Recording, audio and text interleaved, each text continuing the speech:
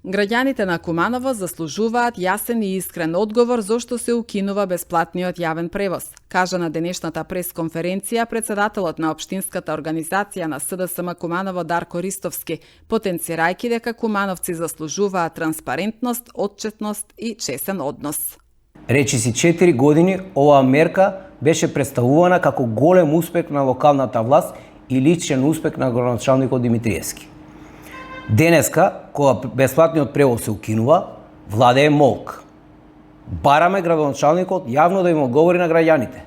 Зошто се укинува бесплатниот јавен превоз? Дали причината е недостаток на средства или пак ова одлука е производ на недоразбирање во коалицијата Знам ДПМН.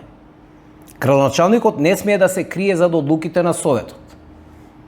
Граѓаните на Куманово знаат кој ја води општината и кој носи политичка одговорност. Кога мерката се промовираше, заслугите градоначалникот јавно ги превземаше. Денеска, кога истата се откинува, јавноста очекува исто така јасна одговорност и конкретен одговор.